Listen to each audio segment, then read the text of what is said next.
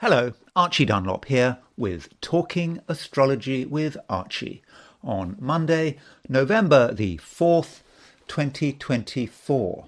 In this video, I want to talk about Mars moving into Leo because Mars is now out of Cancer into the sign of Leo. Now, it doesn't stay in Leo for too long. It does. Mars is going to go retrograde and it's going to go back into Cancer at some stage. But right now, we do have this sign change. And in this video, I want to look at what it means for Mars to be in Leo. And I want to look at the horoscopes of some famous people who have this placement. But before I do that, I want to look at the astrology and I Ching for today, which is Monday, November the 4th. Usual reminder, if you like this video, I'd be very grateful if you were to indeed like it. And if you're not subscribed and you like the video, then of course I would be absolutely delighted if you were to subscribe. Anyway, let's look at what's going on today. So top right, I didn't put anyone up there, I just put a picture of a lion with a Mars symbol, just a reminder that that Mars is moving into Leo. And in terms of the events, well, let's start with the moon. You can see that today the moon is in Sagittarius. Moon 18 Sagittarius. So moon is going to be in Sagittarius all day. Doesn't matter where you are. And so there's going to be a really Sagittarian feel to the day because, you know, we haven't just got the moon in Sagittarius, we've got the Mercury there, and we've also got Venus there as well. So it's nice to have this energy here in this sign. It means that we may feel a certain sense of excitement, or certainly more excitement than usual, and perhaps less emotion, at least less emotion perhaps in that brooding scorpionic sense. And some of us will have sort of inspirations, and there may be things we want to do. You know, don't spend too much time thinking about it, maybe the view, just get on with it. Action is what matters. Though we don't want to be too crazy about it. You know, a reminder that there aren't any planets in Earth signs except Uranus and Pluto. These are transpersonal planets which are in Earth signs for a long time, even though Pluto is very soon going to move into Aquarius. So in terms of our ideas and our thoughts and what we want to happen, you know, we might feel a certain sense of I don't know, not necessarily being particularly grounded. Let's just do it, and let's think about the consequences later. So perhaps with this lack of Earth, we need to make a little bit of an effort to ground ourselves, if that's possible. But it's going to be hard because there aren't any planets in Earth signs. So there we have it. We've got those 3 planets in fire signs, but there's a fourth planet in a fire sign, and that, of course, is Mars. So, you know, very late on Sunday, Mars moved from Cancer into Leo, and so you could say Mars into Leo is just more fire. Now we've got 4 personal planets in fire signs, not just 3. It's going to sort of add to this idea that it's a day about action, about, I suppose, acting rather than talking. That might be a view. Reaching conclusions, seeing the connections. You know, there are a number of ways of understanding the world. You know, one way is to just look at its surface details, but another way is to look at the way things connect. And I think that's very much what we can do with 4 planets in fire signs, and it's an immediate understanding. When we understand the connections, it just happens. We don't have to think about it. We don't have to emote about it. We just see it all. And I suppose with Mars moving into Leo, it can be a little bit egocentric. It can be about the self. Some of us, having larger egos than usual, we feel perhaps that we are at the centre of attention.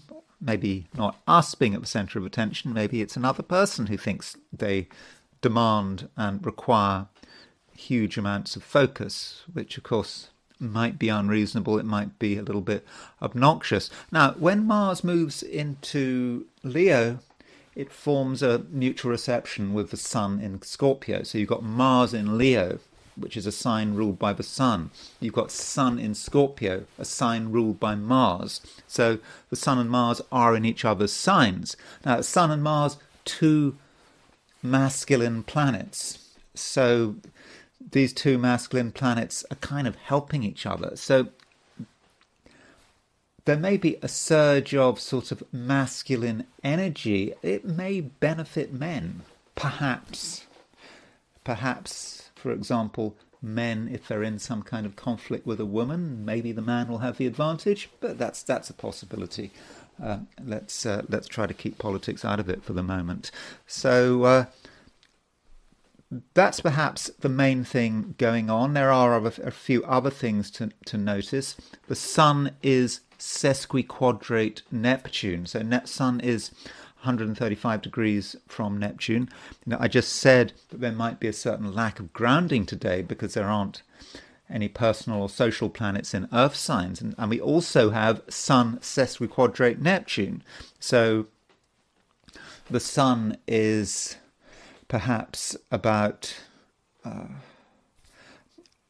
how we express ourselves, and Neptune, there may be something unrealistic about Neptune, something a little bit delusory about Neptune. Perhaps thinking things or feeling things that are not realistic, reaching the wrong conclusions. So that is possible, or getting caught up in fantasies. But on the other hand, the Sun is making a trine to Saturn.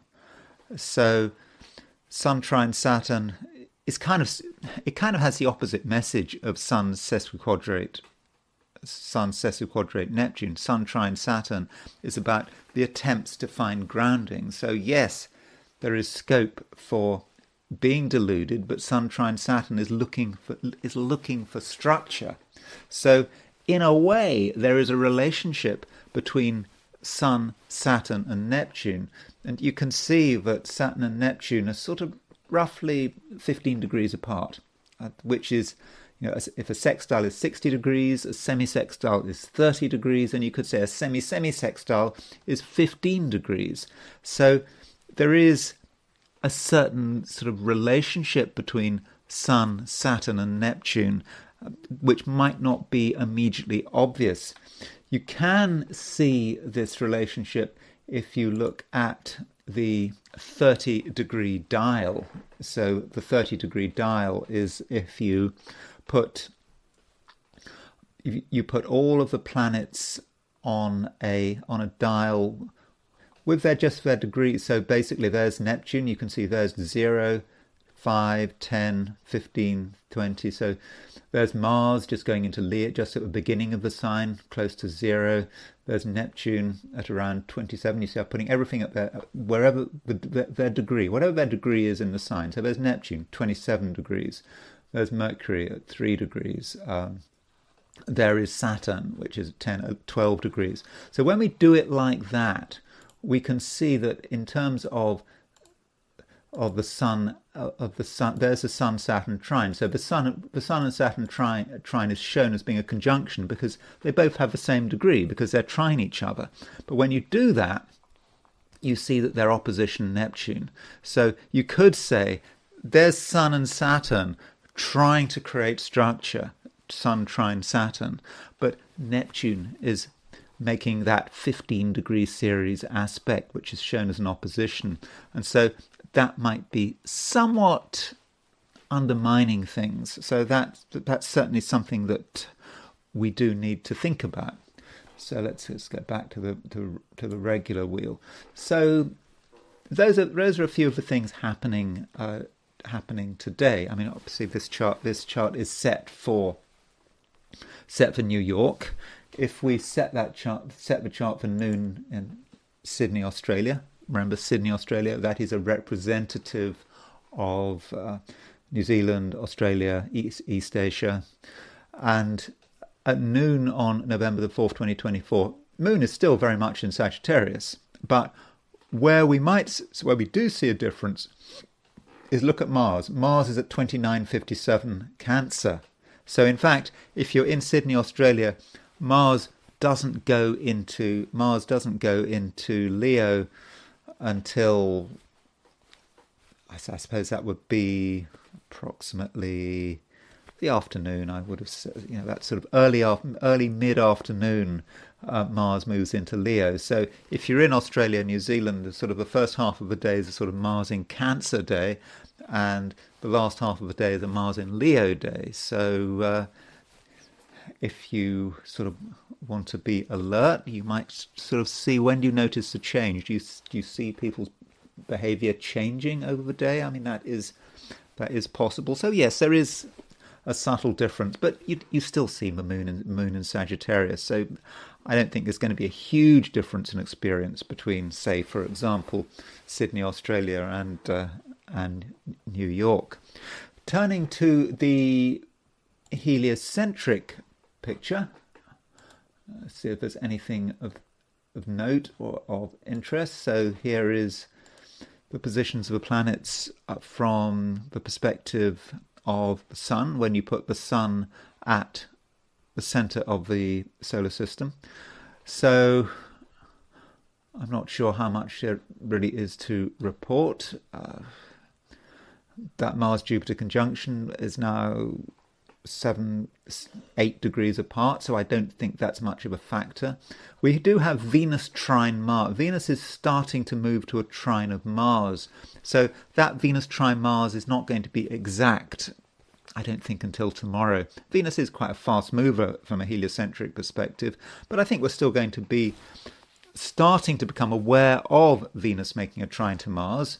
Venus trine Mars is possibly quite a nice aspect, and it's, in fact, you could say that it involves Chiron. So in fact, what we've got Mars sextile Chiron, and we've got Venus moving to a trine of Mars and also the sextile of Chiron. So we're about to get Chiron on the Venus-Mars midpoint. So Venus-Mars is about attraction and getting on with people, making the right connections, and perhaps trying our hardest to be appealing, and in many cases being successful about it. Mars sextile Chiron may be the desire to be different, and sometimes being different is about focusing on oneself. One doesn't normally think about that in terms of Chiron, but maybe one should. In fact, we recently had the anniversary of Chiron's discovery. Chiron was discovered on November the 1st, 1977. So just a couple of days was the anniversary. I believe, correct me if I'm wrong, but I believe that on November the 1st, 1977, if I'm right, hold on, I've got my cameras here, 1977. I believe on November the 1st, 1977, Mars was in Leo. Yeah, Mars was actually at around 2 degrees Leo when Chiron was discovered. That may actually tell us something about Chiron. You think about Chiron as being a planet which is, a very minor planet, a comet actually, I believe. But we believe it is something somewhat selfless about Chiron. But Mars was in Leo, and I believe, and I take the view that when you're trying to understand what a chart means, it might be a good idea to look at the discovery chart. And Mars was in Leo when Chiron was discovered, and there may be something a little bit ego-focused about what Chiron means. Being the maverick, if you are the maverick, if you want to do things differently, well, you matter. And perhaps with Mars sextile Chiron, when we've got geocentrically Mars in Leo, we do want to do things differently. okay, we might want to do things differently that help other people, but there might still be something about it where we are focusing a little bit on ourselves. I mean, just because we're focused on our ego doesn't mean it's bad, by the way. You do need an ego. If you don't have an ego, just everything falls apart. Okay, so let's look at the 12 signs. So these are my forecasts for the 12 signs for today, which is Monday, November the 4th, 2024. Aries. Aries, things continue to change, and it may feel very much that things are changing for the better. Mars, your ruler, is out of Cancer, and it's now in Leo. Now, it does move back into Cancer, and I mean, I don't think that you should regard Cancer as such a bad placement for Mars. Okay, Mars might be fallen in Cancer, but Mars does have a special relationship with the water signs. It does rule the watery triplicity, at least according to William Lilly in his book Christian Astrology, written in the 17th century. And still, for the moment, Mars is in Leo, and so Aries, I think you do have a great sense of yourself and what you can do, and perhaps how you are different. I was just talking about how, from a heliocentric point of view, Mars is sextile Chiron, and if you take the view that Chiron is a maverick, you can do things differently. You're not going to want to just follow the crowd, and you have your own ideas. Indeed, it's not just about ideas, it's about your own inspirations. You have your own way of making connections. And, this is really, really boosted by the fact that we've got a lot of stuff in Sagittarius. We've got Mercury in Sagittarius, Moon in Sagittarius, Venus in Sagittarius. So that gives you real inspiration. You get it in that Aries kind of way. You don't have to think about it. You don't have to feel it. You just get it. And it makes perfect sense to you. And you know what's right, you know what's wrong, and you absolutely know what you are supposed to be doing.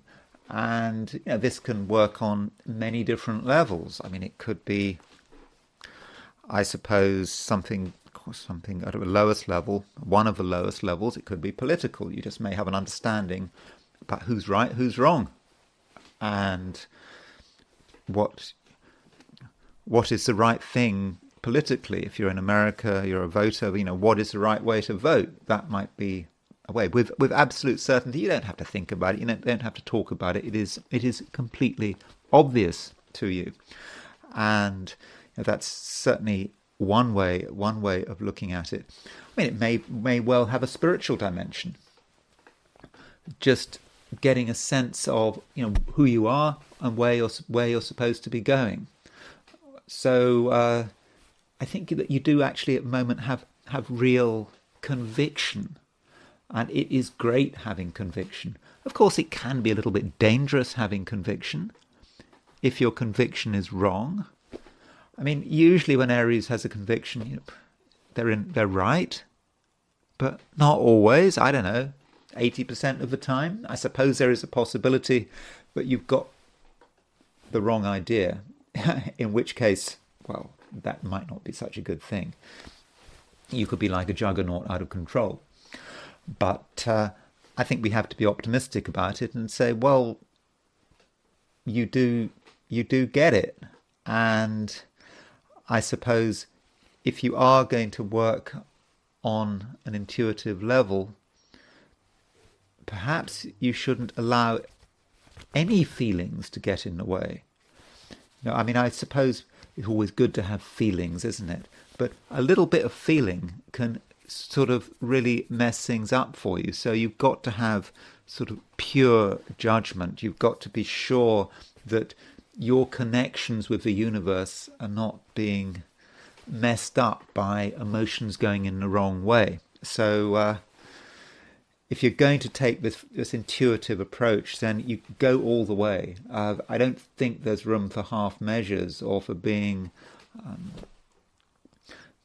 indecisive or to listening to emotion, because emotions and intuition are two completely different things. Just remember that.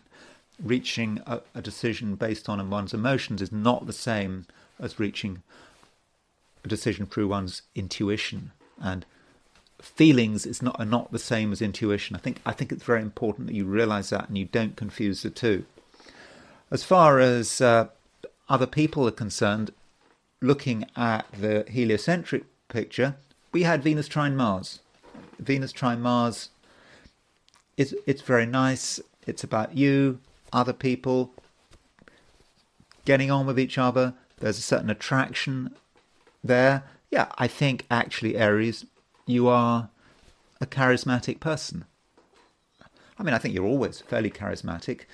That sort of Aries energy can really give things a boost. But things aren't boring when there's an Aries in the house. And particularly now when we've got 4 planets in fire signs. So Aries, I think you're going to be attractive. People are going to like having you around. And so overall, Aries, I think things are looking pretty good. Taurus, you feel that you do know what you're doing. I think you do have that sense.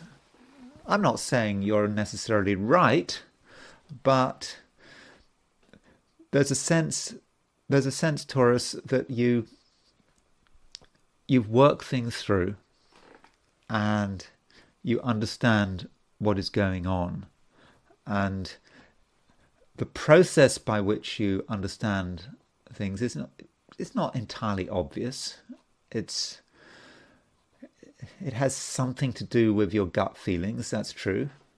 And you've worked things through and you're continuing to work things through, perhaps in a fairly emotional kind of way. But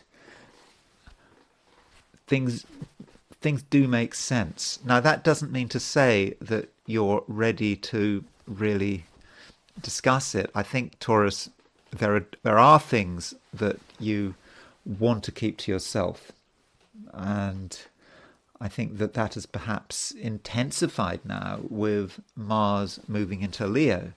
You know, Leo is a sign which, in the Taurean world, is quite introspective. It's quite personal, and so with Mars moving into Leo, there's a tendency to sort of put your energy into things which are not immediately clear to the rest of the world, and it may be that you take things a little bit too far. Taurus, you could put huge amounts of energy into really grounding yourself, but grounding yourself in a way that might be a little bit obsessive. I think, Taurus, you see, you are an earth sign. And, being an earth sign, having something that you can call home, something that you believe in, is something that you can trust, does matter. And at the moment, with only Uranus and Pluto in earth signs, there's just this sense that you're not fully grounded. You don't quite know where you're standing. Now, I think that situation is fairly quick, fairly soon. It's going to resolve itself. I think it will resolve itself in the next week or two. But right now you might be just trying too hard to find security, to find somewhere where you just feel safe and secure. I mean, I think that in a way it's good that you're looking after yourself and you realize that it is important, but that doesn't mean you want to limit yourself, and it doesn't mean that you want to become too defensive. And I think you could become a little bit defensive. Still, Taurus, as I said right at the beginning, you have a strong sense of who you are, and that is something that you want to really stand by. And I think that if you are involved in any kind of discussion or argument, you're going to stick to your guns. You seem to be quite stubborn at the moment, maybe in that Taurean kind of way. In fact, I know that Taurus has a reputation for being stubborn. It may be that you're actually more stubborn than usual, and that may just be compensatory, because there aren't any personal or social planets in Earth signs. By the way, I say personal planets and social planets. What do I mean by that? Personal planets, I regard personal planets as Sun, Moon, Mercury, Venus, Mars, and as social planets as Jupiter and Saturn. And so you may be trying a little bit too hard, and you may be a little bit over defensive in terms of protecting your own interests. And of course that might mean that if you are contradicted or someone disagrees with you, you might overreact. But having said all this about you and other people and your defensiveness, we can look at it from a positive sense. I looked at the heliocentric position of the planets, and Venus is moving to a trine of Mars. Venus, of course, being your ruler, and Venus being moving to a trine of Mars does indicate to me that you can get on with people. At least there's one person who you really can get on with, and you can trust them, and there may be a sense of mutual attraction. I don't know what that attraction is based on. It could be ideas, it could be personality, whatever, chemistry, but there is somewhere along the line there is a mutual attraction between you and another person. And also today we have Sun trine Saturn, and with the Sun making a trine to Saturn, that suggests that you can find a measure of security by trusting another person. Sure, I understand that not everyone can be trusted, but Sun trine Saturn may represent a person, or perhaps a group of people who you can trust, who you can rely on. So I think, Taurus, it's important not to be too suspicious and give people a chance. I won't say you have to give them a benefit of the doubt, but give people a chance to prove their worth. I think that could be quite important. Gemini. So Gemini, Mercury is now establishing itself in Sagittarius.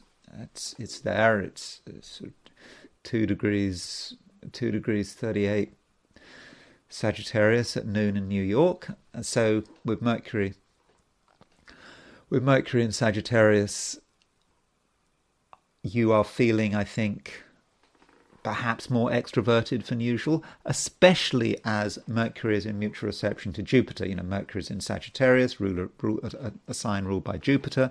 Jupiter's in Gemini, a sign ruled by Mercury. So with Mercury in Sagittarius, you feel that things are happening, that you're not feeling so sort of emotional and introverted as you had done recently. And I think, Gemini, you feel that you can kind of express yourself better.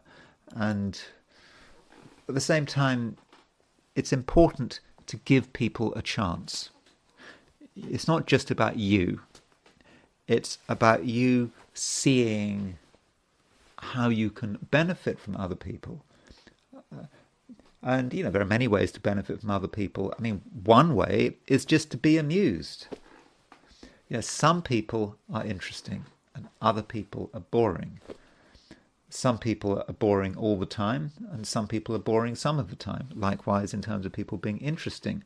And I think that boring people can become interesting and interesting people can become even more interesting. So I think it's going to matter that you make the most of your social environment, you make the most of the people around you. And Mercury is in a kind of a trine aspect to Mars. This trine aspect is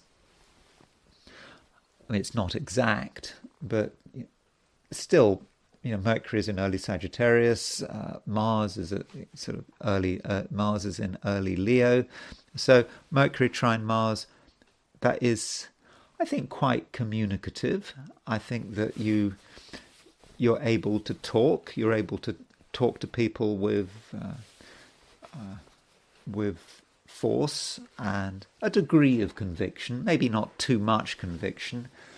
Many Geminis like to keep their options open, but I do think that there is a sense of, there is a certain sense of excitement, but there is also a little bit of a sense of foreboding, and that foreboding is quite vague, and I don't think it's got anything to do with you. I don't think it's anything to do with what's going on in your life. It's just a foreboding about the way the world is going, and a feeling that some people are going to suffer.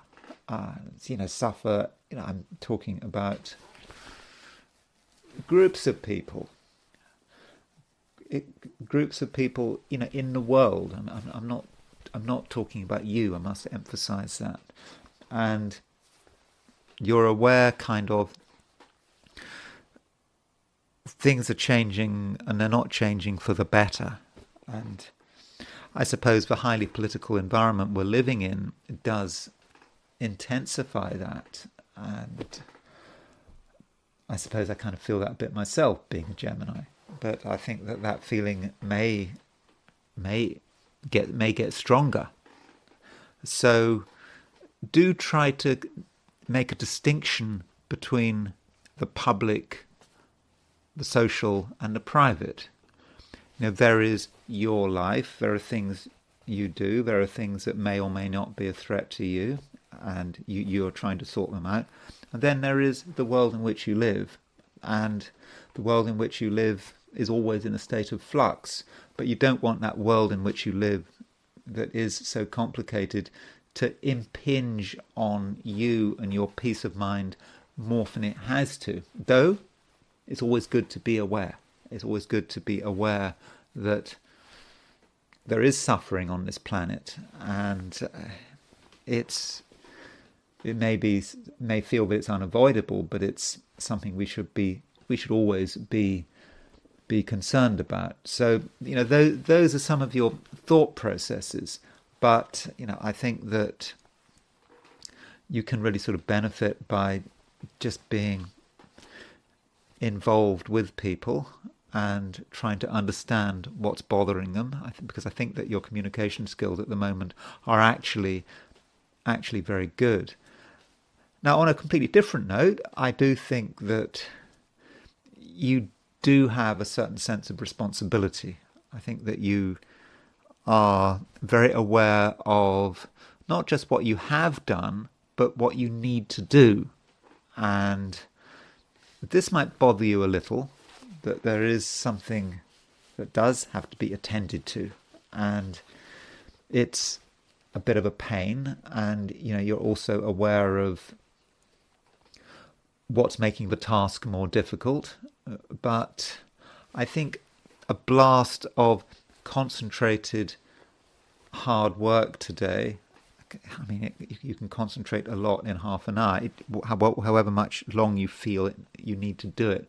But a blast of concentrated hard work where you're able to think about nothing else could actually make you feel better. And maybe you actually need a distraction. So by doing something that is a little bit boring, a little bit routine, you may not want to do it, but it may be the right thing to do, and it might not just be good for you, but it might be noticed by other people. It might seem impressive, and I think that you'll be making things easier for everyone if you see something that needs to be done, you take it upon yourself to sort it out, you don't complain, you do it, and you and perhaps everyone else starts to just feel a whole lot better when some particular task has finally been cleared out when it's been finally put to rest. Anyway, that's the day. I don't want you to dwell too much on the negative. The key point is that Mercury is now in Sagittarius. It's making a trine to Mars, and it's a time when things are more interesting. So do be open to all the possibilities that are around you. Cancer. The lunar cycle is developing now. So we had a new moon on Friday, and now we've got a situation where where the sun is in Scorpio and the moon is in Sagittarius. So what's happening is that the new moon represents the beginning of the cycle. But now the cycle has developed to the extent by which you're starting to make sense of it. You know that on November the 1st, on Friday, was it Friday? Yeah, that's right. On Friday, there was something of a change, and it was a change for you. And I think it was also, I hope, a time when you did have a sense of your own creativity and what you were able to do, and there was perhaps a sense in which you had to keep something quiet. You had to keep quiet about something. It was a new beginning. But now, with the moon in Sagittarius, you should perhaps be thinking about turning things into reality. So what is it that needs to be turned into reality? That it's not just something floating around your mind or something you vaguely feel. You've got to turn it into something that can actually be, that has existence. And that might be your challenge, having to work on something, and it might not always be very interesting. It might be hard work. But what you're doing is you are, in a way, you're creating something which has value for the future. So that's often the case, isn't it? You have the idea, it sounds fun, it sounds interesting, but actually putting into practice, that's the difficult bit. And I think perhaps that's what's going on at the moment, having to make something real. And I do think that you are able to put it into action. Now, the moon, which has obviously the moon has a special connection with Cancer. The moon is, of course, moving through Sagittarius, and so Sagittarius is a sign that doesn't have an immediate connection with Cancer. Cancer and Sagittarius are very different signs, and so moon in Sagittarius, you may feel a little bit uncomfortable.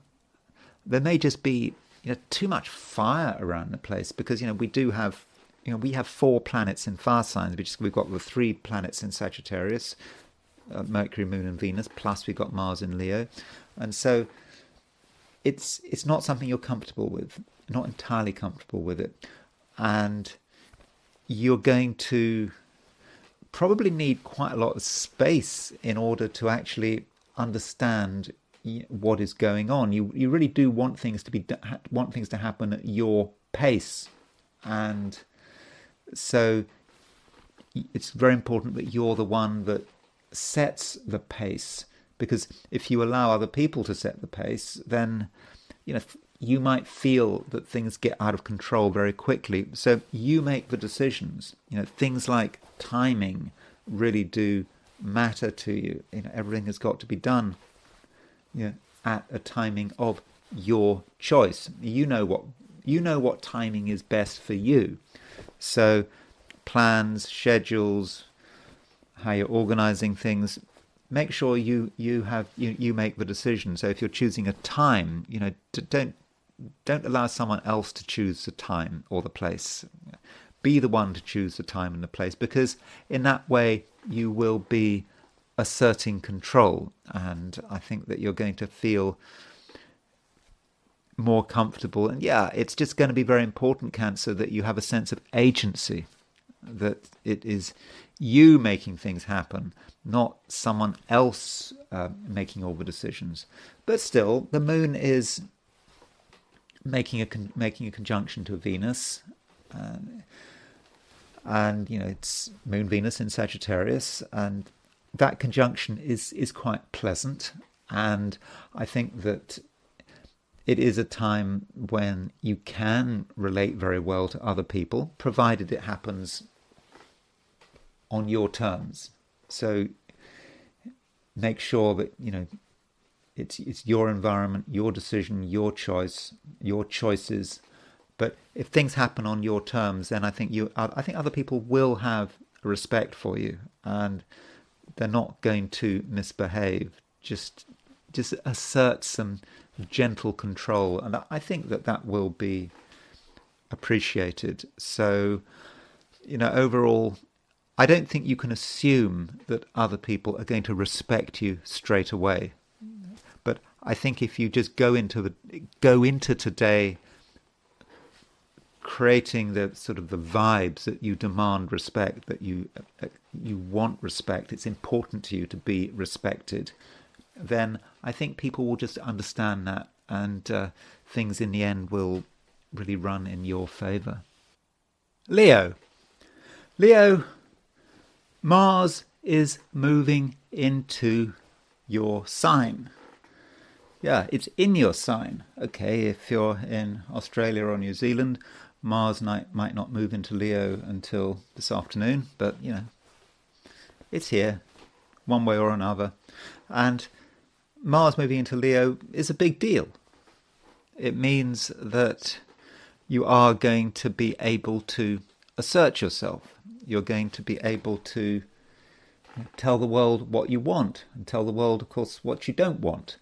And you're going to perhaps be sort of more dynamic than usual, and you're going to be helped by the fact that, you know, already Mercury, Moon and Venus are in Sagittarius, which is a fire sign. So Mars moving into Leo, we get sort of another fire sign gets represented. And so you are, I would have said, going to be very dynamic. And from a Leo perspective, overall, I think that, you know, there's a lot to look forward to. And at the same time, Mars is in mutual reception to the Sun. So we have got Mars is, you know, as I've said, Mars is in Leo, which is a sign of the Sun. The Sun is in Scorpio, and Scorpio is ruled by the Mars. So the Sun and Mars are in mutual reception, and so that, you know, that really is good. You know, there are a lot of things you can do, and so Leo, you know, it's very important that you don't hold back, and you may feel that finally you have the opportunity and the freedom to do what you want. So that's the broad picture. Though I'm not saying that it's going to be entirely straightforward. The Sun in Scorpio, Sun, your ruler, is making a sesquiquadrate to Neptune. There you can see that Sun at 12:13 Scorpio, making a 135-degree aspect to Neptune, 27:28 Pisces. So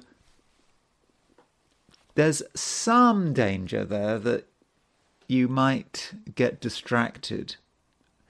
And I think the reason you might get distracted is that you listen to the wrong things. You know, this is a time, Leo, to be listening to your intuition. Your intuition is very strong right now. It's not a time to be getting sidetracked by your feelings. And you're not the first sign I've said this to. Your feelings may be a little treacherous, and you have to make that distinction between feeling and intuition. Feelings are about sort of brooding, just you try to work things out at an emotional level. Intuition is just about making connections very quickly. And when you start moving on to emotional territory, things might start going wrong and you might get the wrong ideas. And that's how we might see Sun sesquiquadrate Neptune. So, watch out for deception, watch out for self-deception, because it could just weaken the force, with which you're trying to bring to bear. But the Sun doesn't just make a sesquiquadrate to Neptune, it also makes a trine to Saturn. So that Sun trine Saturn has a very different message from Sun sesquiquadrate Neptune. Sun trine Saturn is about discipline. And so with Sun trine Saturn, we all have emotions.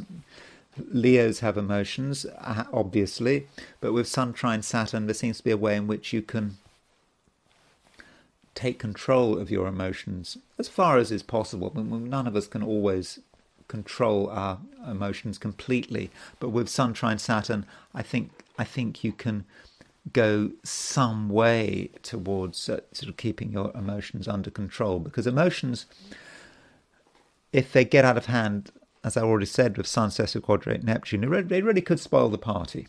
What you need to think about is the spark, making things happen, your intuition, something working quickly, making connections quickly. That's what intuition is about.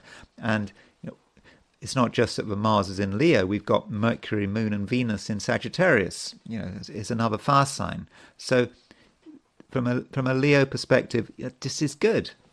And I think that you should have a great sense of what you can do, of your creativity, and what makes you unique. Though one other warning I should say is that you may be a little bit accident prone. Maybe you'll be in just too much of a hurry. Just because you're feeling excited and you make connections doesn't mean you just have to take immediate action. And if you take action without taking any precautions, you just do the first thing that comes to mind, then there is some possibility that you overdo it. And I suppose this would be particularly the case if you're doing something that is intrinsically dangerous or is a safety critical activity. So if you're doing that, then be careful. And also there is some danger. Remember, Mars is in Leo. Mars is moving into your sign. It can be quite an aggressive influence. And I think that if you come across people you disagree with, then bad feelings could come out into the open very quickly. So if you do intuit that things are going wrong, that people are getting angry, then do you really want to get involved in a confrontation? I mean, confrontations are possible today. I mean, not just today, but with Mars moving into Leo, and Mars does stay in Leo for quite a long time. I mean, it's because Mars is moving very slowly. Sure, it does eventually move back into Cancer, but Mars is certainly, for example, move in Leo for the rest of the year, and so there's just a possibility that in your haste you might get yourself into a situation of another person that might be regrettable. But I think it's unnecessary. I think if you are fast moving, when I say fast moving, I don't mean fast moving in a physical sense, but just be like a flame that moves from place to place, that is not restricted. Then I think that's the best way of dealing with this sort of astrological situation, which overall I think should be pretty good. I think things are really looking up for Leos. Virgo, you do to an extent value your own privacy. I think this was sort of something I mentioned when I was looking at what was happening over the weekend. You don't want to get too involved with what other people are doing, and you don't want other people to try to involve you in what they are doing.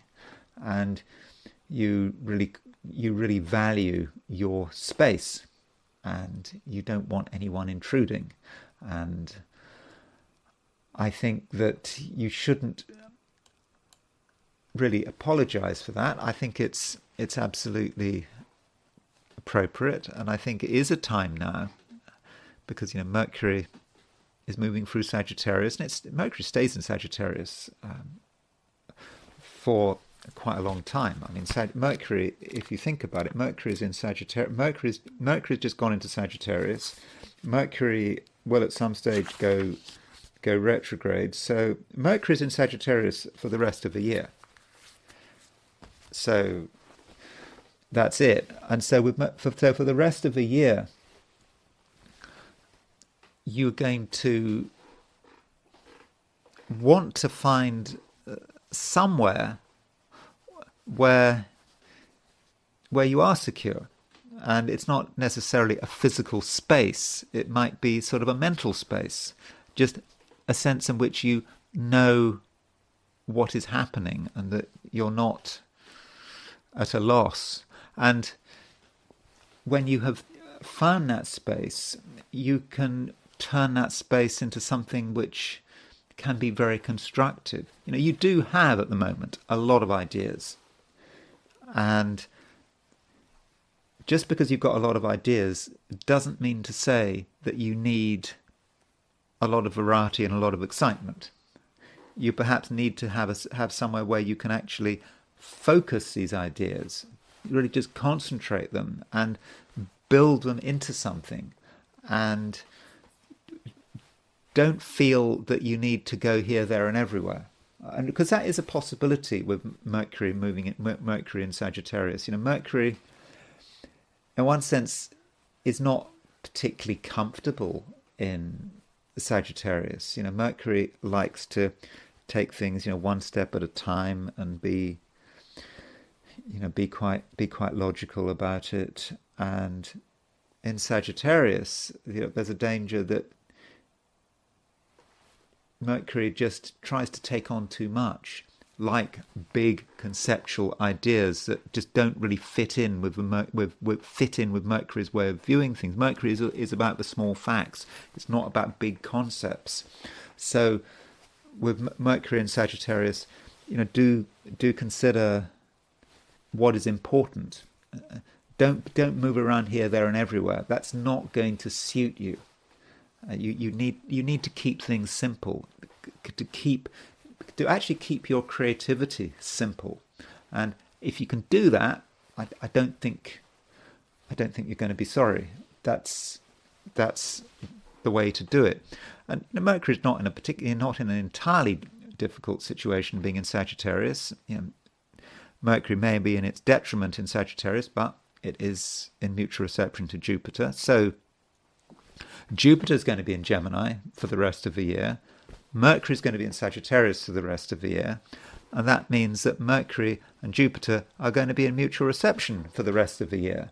So it's a fairly prolonged process where if you're able to get it right and if you can show some discipline, you can really, I think, really make things happen. Now, with Mercury being in Sagittarius, it is possible that if you're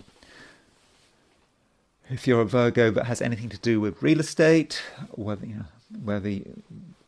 I don't know, in whatever capacity, whether you own real estate, you have a business in real estate, or whether you rent something, it's going to be something that takes up a lot of your energy. Homes are going to be something that takes up a lot of your energy in whatever capacity.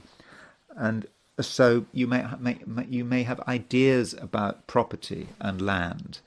And in fact, for many Virgos, this might be your focus. This could be something you want to do in a creative sense. And I think that that is something to be welcomed. Provided you're looking after the environment and you're not cutting down trees. I mean, that would be certainly one way to go. And so I suppose from a materialistic perspective, then you're sorted out in that direction. But some Virgos will worry about things beyond their immediate environment today. You might be concerned not just with yourself, but with what is happening to other people. And you may be sort of more aware than usual, perhaps, about other people's pain and the things that people are going through. And not just people in your community, it may be people in different parts of the world. And so in that sense, Virgo, your natural compassion may actually be motivated. Now, don't be overwhelmed by your natural compassion. I mean, it's very nice to feel complete compassion, but there's no point in being compassionate, you could say, unless you can do something about it. Or is that right? I don't know. Maybe it's right to feel compassion, just to feel the pain of the world. Maybe that's healthy. But if you do feel the pain of the world, I think it's important, Virgo, that you're not overwhelmed by it. Libra, it does seem that things are moving. I think a lot of people believe that things are moving, and we've got Mars moving into Leo, and Leo is a sign which Libra has sort of a natural affinity with, and with Mars moving into Leo, you may feel that there's more going on, and you may notice that some people are changing, that people are becoming maybe more dynamic and sort of more action orientated, and indeed more exciting. So don't make assumptions about other people. Don't assume that they're going to behave in a particular way, but they're going to behave in the way they have done in the past. No, they might change their approach, and so you might reevaluate certain people. They might be more exciting and more interesting than they had been, say, a few days ago.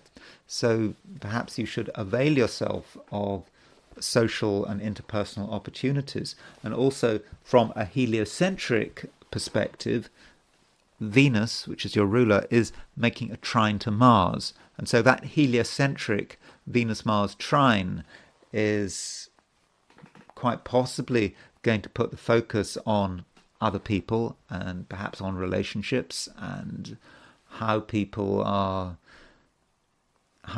behaving, how people are looking.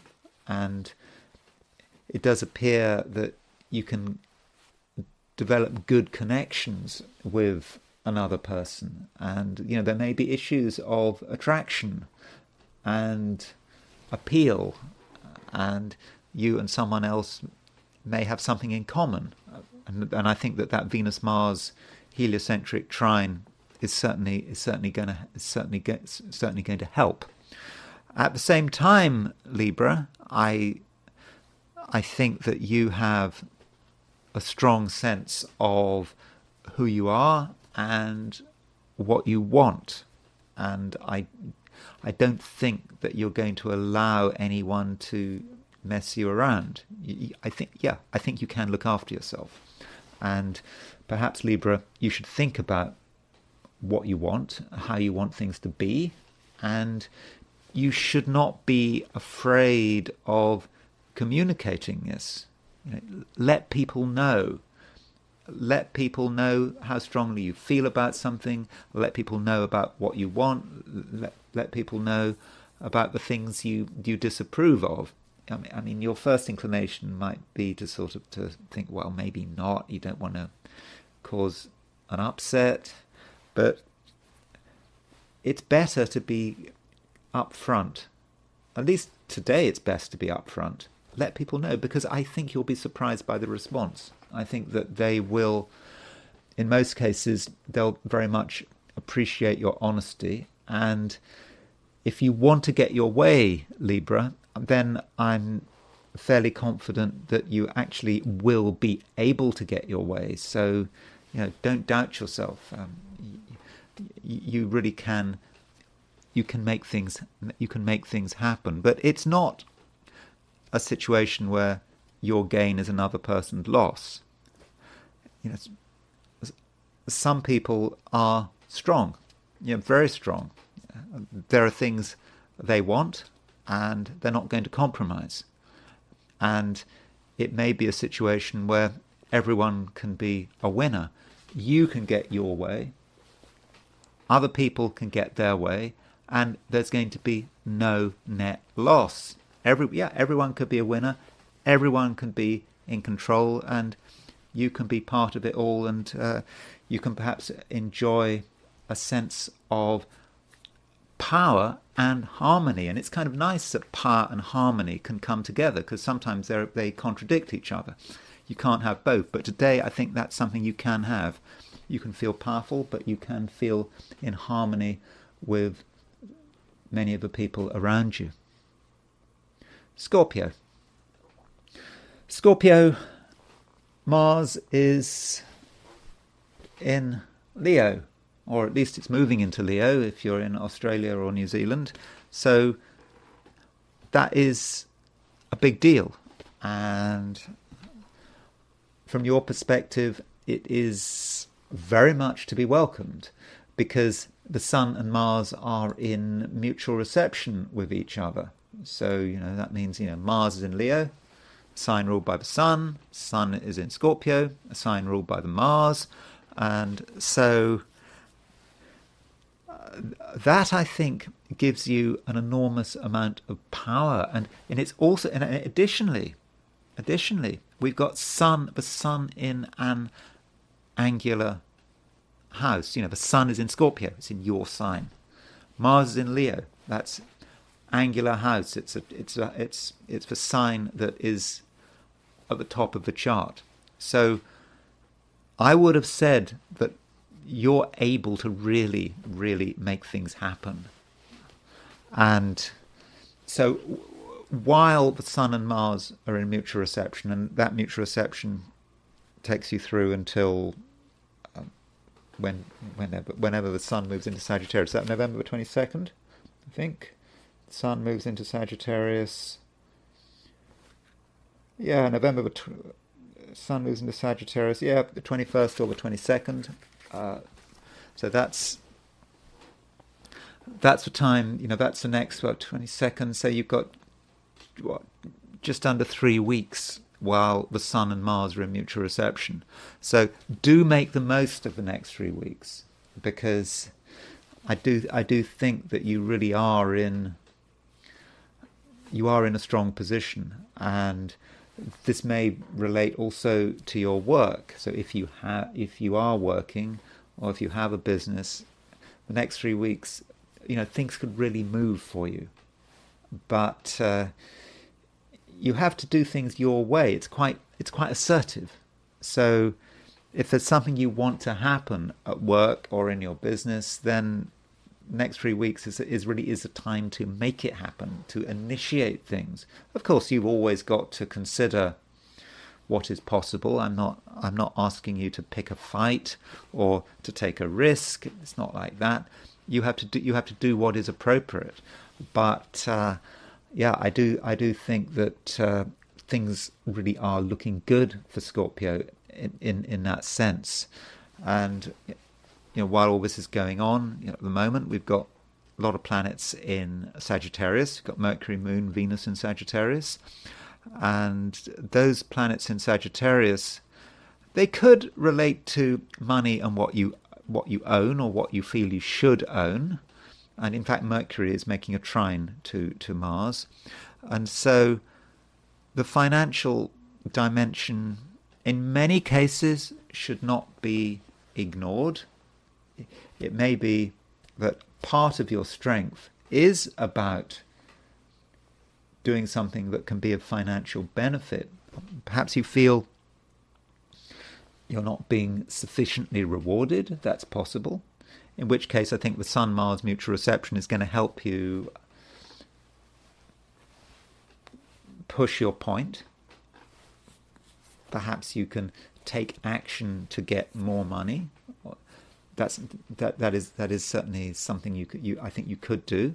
Of course, business and money are very much connected. So, if you have your own business, there may be something you can do to get new business. I mean, that is possible.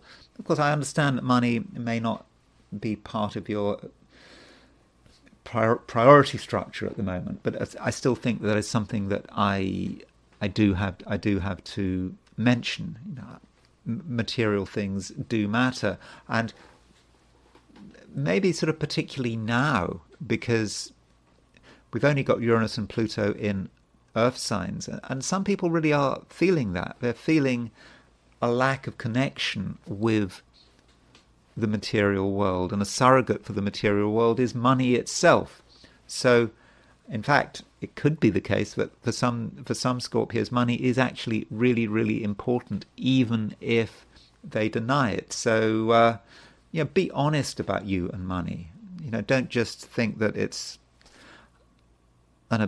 something that it's beneath you. Maybe it is important, and maybe you just need to give it some attention. Okay, give it some attention.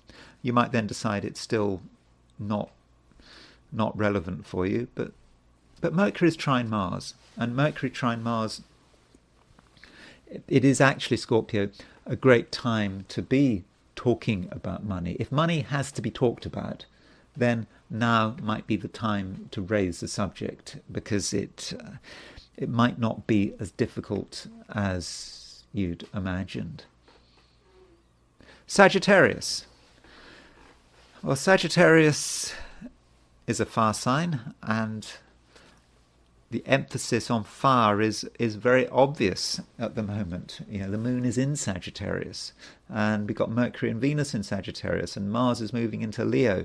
So it does feel as if things are really sort of moving for you, that there's a new energy and there is a new dynamism, and it's not just about today. I think we can take this through potentially and for the rest of the year, maybe into next year. And part of that is the fact that we have got Mercury in mutual reception to Jupiter. So Mercury is in Sagittarius, it's in mutual reception to Jupiter, which is your ruler. So Mercury and Jupiter strengthen each other. Jupiter, as I said in my last reading for Sagittarius over the weekend, Jupiter is somewhat weak at the moment because it's in its detriment. It's in Gemini, which is not great. So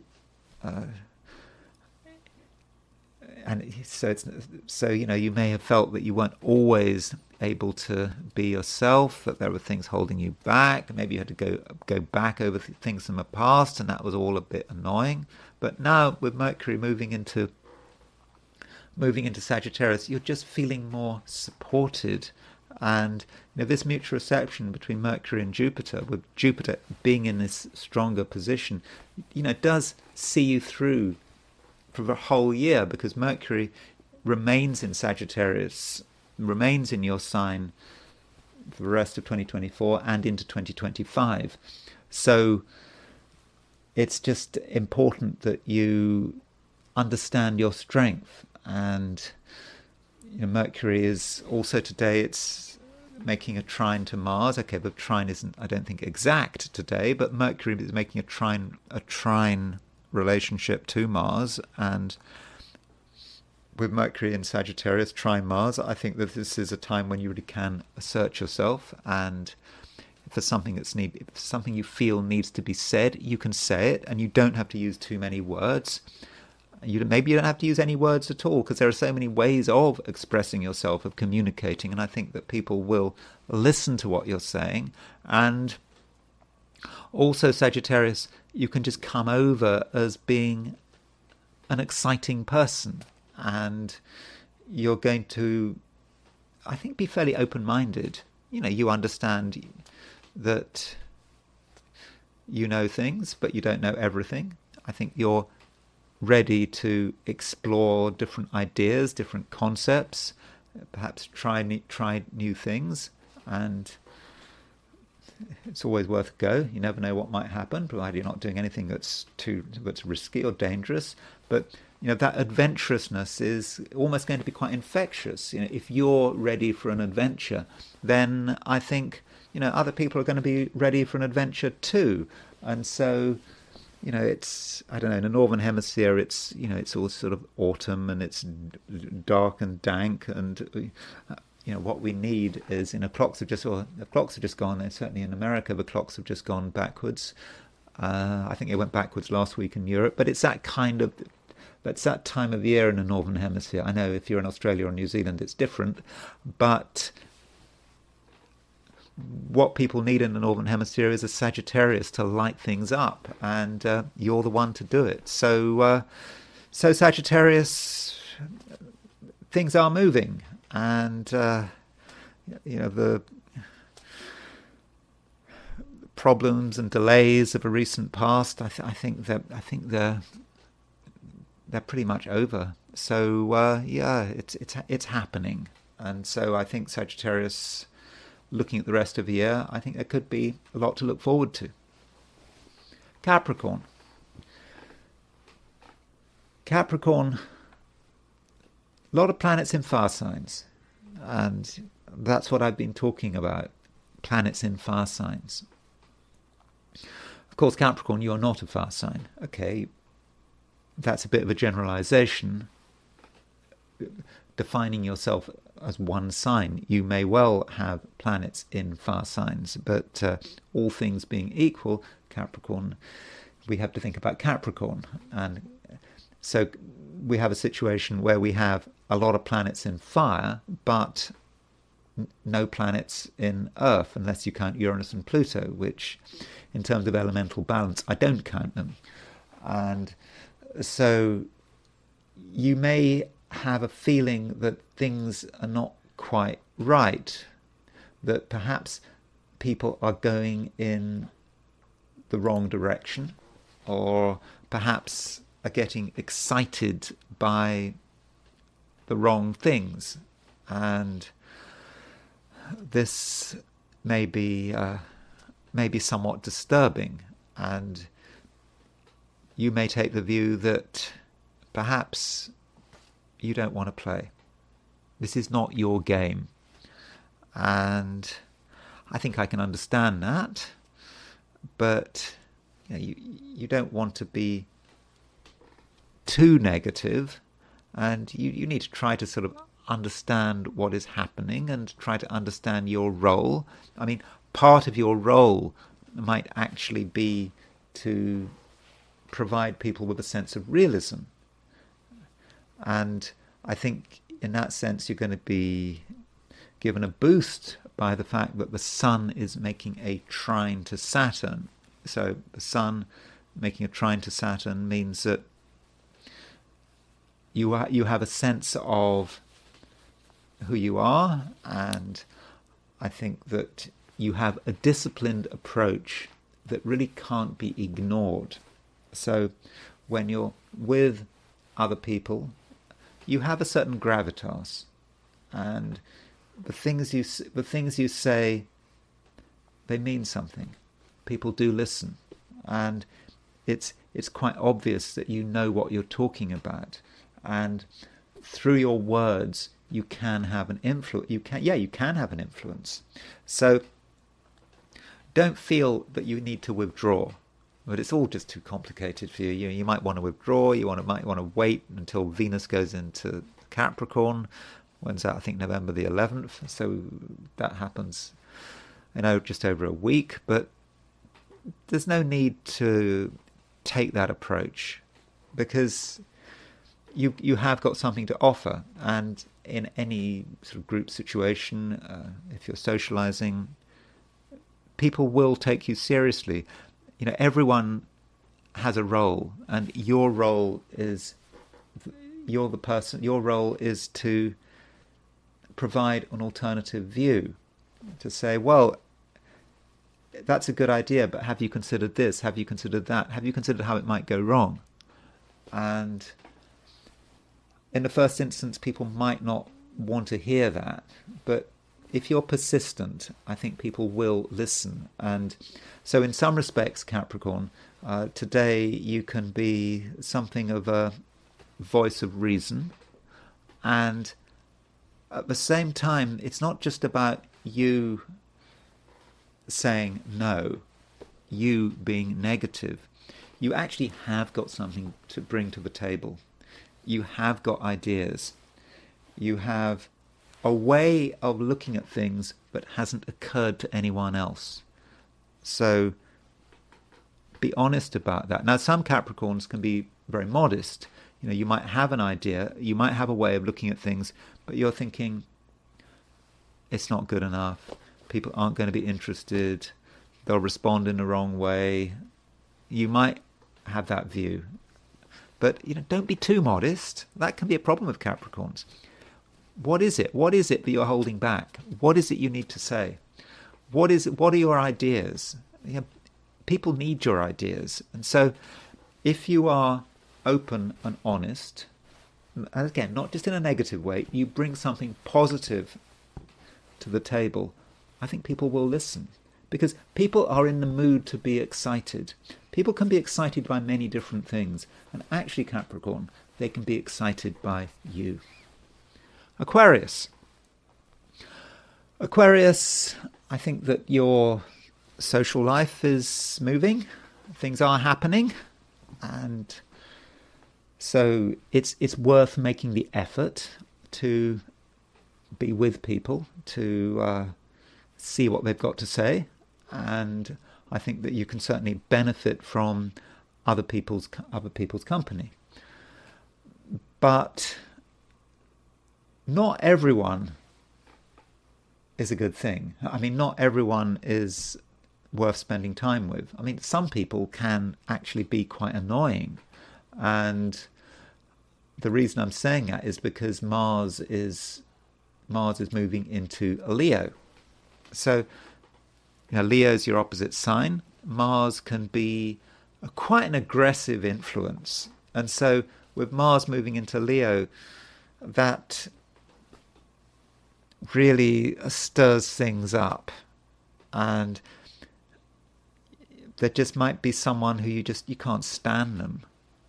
And then there's a question of what you do about it. Now, just because you can't stand someone, I suppose, doesn't mean you should have nothing to do with them.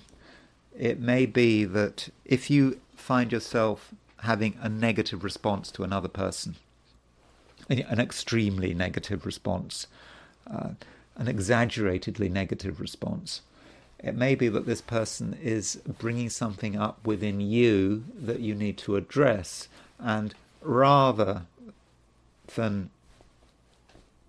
get out of the thing, just run away, perhaps you should confront the issue. So if you absolutely can't stand someone, okay, you have two choices. You can just get out of their way, but you could talk to them, find out who they are, and perhaps by finding out who another person is, you may at some level find out something about yourself, and also accept that there are limits to your own power, and that maybe someone else has answers that you don't have. Yeah, that can be annoying. You know, we always like to have the answers. We always like to be the one who knows the most. We always want to be the one who's strongest and who has the most presence of mind. But that might not be the case. It may be that there is someone who knows more than us, is better positioned than us, and I suppose we can get angry, we can even get a bit jealous, but that's probably not the right approach. I think you need to accept people, maybe. I mean, you do have a choice. It may be a situation, as I suggested earlier, that there is someone who is just annoying and you just need to stay out of their way, and that might be the best approach. So you have to consider it in a sort of a careful way, how you manage people that you don't like, or manage people that give you bad feelings, because there are alternative approaches. But still, I don't want to go overboard with this Mars moving into Leo. You know, with these planets in Sagittarius, with got 3 planets in Sagittarius, I think that could be very good for your social life, and I think that there are people you can meet, new friends. It's a good time to connect with existing friends, and also the Sun is trine Saturn, and so with Sun trine Saturn, that might actually be very good for certain relationships, because Saturn is you, and the Sun represents, I think, another person. Sun is in mutual reception to Mars, so it's complicated there because Sun and Mars are in each other's signs. So Mars has an influence on the Sun through this mutual reception. So Sun trine Saturn may represent a connection with another person that is actually very important, and it may indicate a relationship that absolutely requires your focus, and it could be a relationship that actually you're able to benefit from. So overall, your social environment is important, both in terms of the group and the individual. And as I think you perhaps have picked up, if you had just been listening to what I've been saying about Aquarius, I've been sort of demonstrating a certain amount of confusion. Do you get close to people, or do you stay away from people? There are benefits in both, and you have to look at the situation that you are actually in. People do matter, and it's your individual situation that matters, and you, I think, have got to be very, very mature and open-minded in terms of how you deal with people, because I suppose people who you can't stand may actually be the people you need to have around you. And indeed, strong people can do you good, and there are certain relationships that could be very important today, and maybe not just today, because this Sun Mars mutual reception, which I think is going to have an impact on your relationships. It does hang around for a bit of time. I mean, the Sun and Mars are in mutual reception until November the 21st, November the 22nd, when the Sun moves into Sagittarius. So I think the social environment for you, Aquarius, today is actually very important. Pisces. Pisces, you are, I think, fairly ambitious at the moment. There are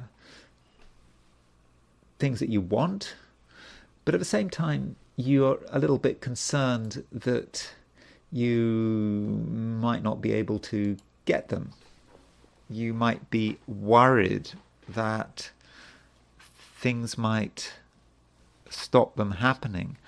You might just have this fear that you haven't got what it takes. And so, Pisces, I think it's important that you have a certain amount of self-confidence, and that you're able to structure yourself properly. And I think this is something that you can do. I mean, Saturn is going through Pisces. The Sun is making a trine to Pisces. Sorry, the Sun is making a trine to Saturn. I mean, in a way, the Sun is making a trine to Pisces because the Sun is in Scorpio, and Scorpio is making a trine, is always, as a sign, is in a trine relationship to the sign Pisces.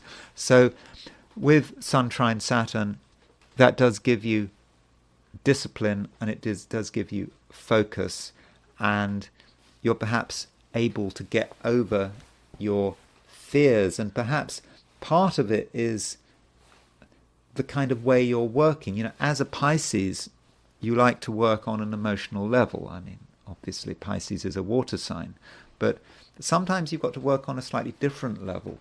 And with the Mercury, Moon and Venus in Sagittarius, you need to kind of think about working on an intuitive level as well as an emotional level.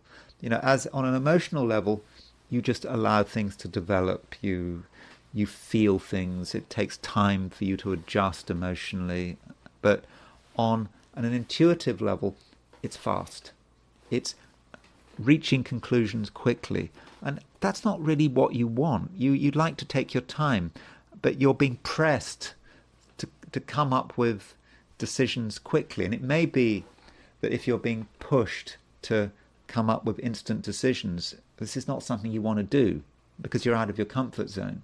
But somehow you've perhaps got to take the plunge and make decisions about what needs to be done right now, because it may be a situation where the world won't wait. Your inclination is to, your natural inclination is to wait, to pause. Let's see how things pan out. Let's just see which way the water is going. Let's get a feel for the tide. But that takes too long, and there may be pressure, yes, to make fairly fast decisions. But I think it is something you can do, and I think that you can. You can. Perhaps you just need to have a trust in yourself. And I understand that trust is not entirely there, but I think you just have to perhaps have faith.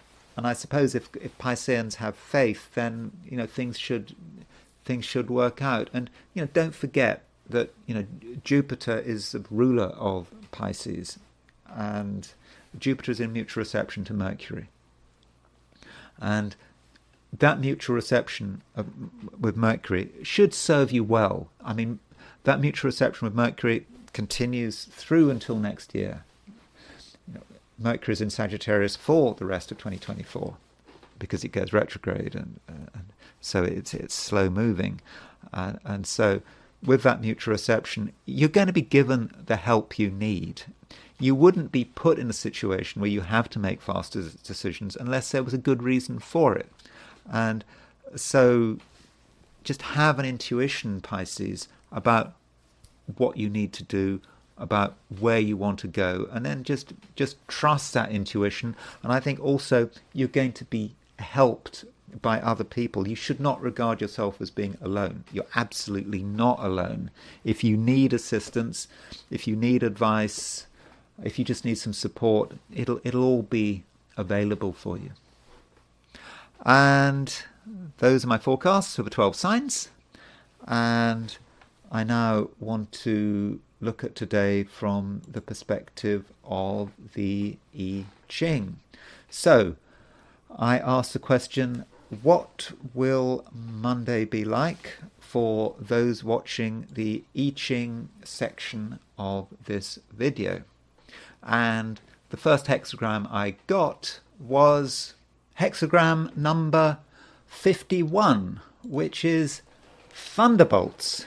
It gives us the idea of a shock, and I suppose it's appropriate that we've got this hexagram when Mars is moving into Leo, Mars moving into a fire sign. We've already got Mercury, Moon, Venus in Sagittarius. So it is that fire, and that is the sudden change, and it can be quite disturbing, and it may seem as if this is absolutely disastrous. There may be a sense of disaster that we feel, that something terrible is happening, that we just can't get over it. We can't respond to the situation. At least that's how we think about it at first. It is that, with that shock.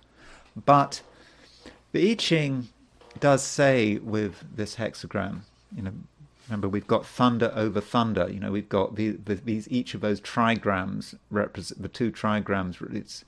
It is thunder over thunder, repeated thunder. And the I Ching does tell us, though, that we are making an offering, and there is a shocking situation around us, but we are able to maintain our offering. Or another image might be, let's say, our country gets invaded by a foreign power, but still we can carry on with our normal routine.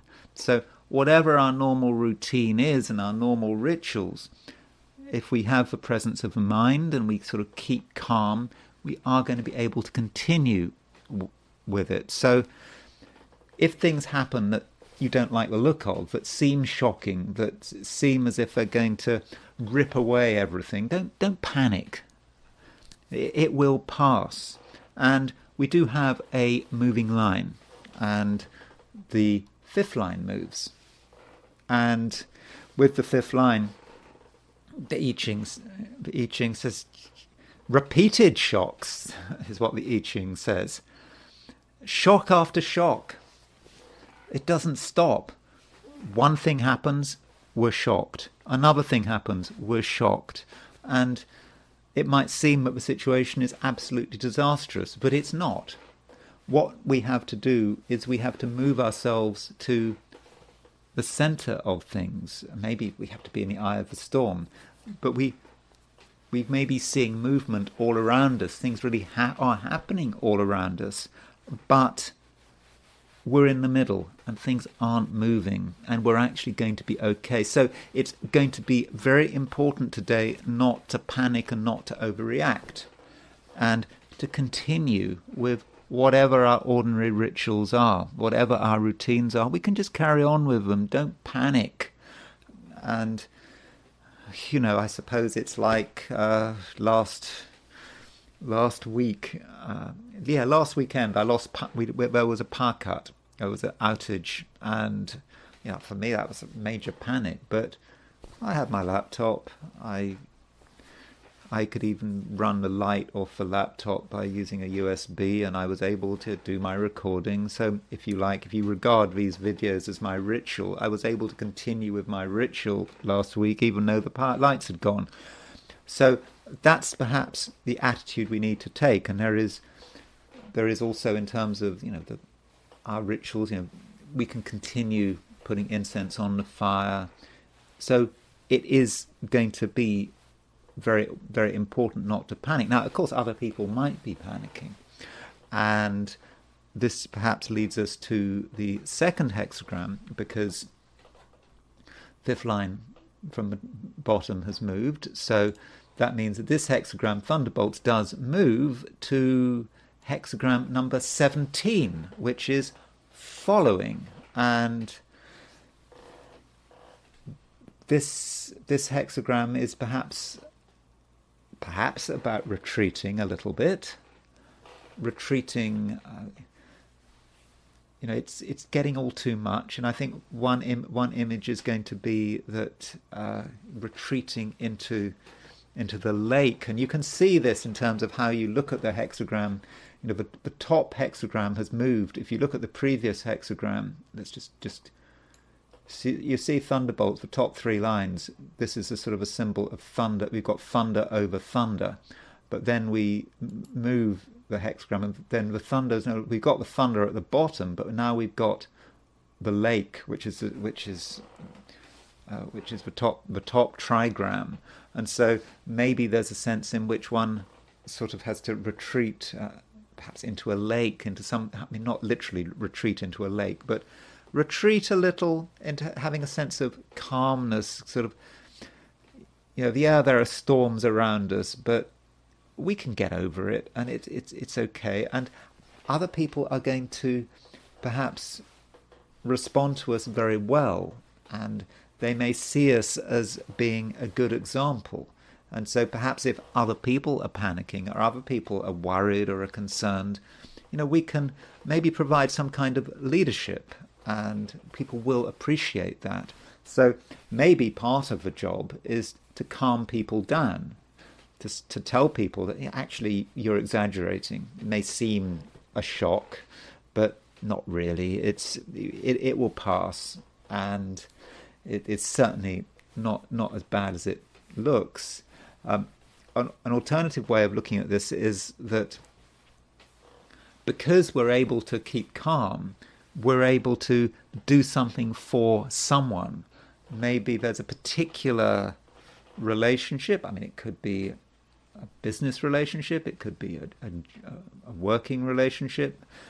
I mean, I suppose it could be something in the family, but where other people are not really able to work out what's going on, but we can do something really quite good. We can resolve a situation or find something that other people can't find. And so perhaps through our presence of mind, we can actually take advantage of the situation.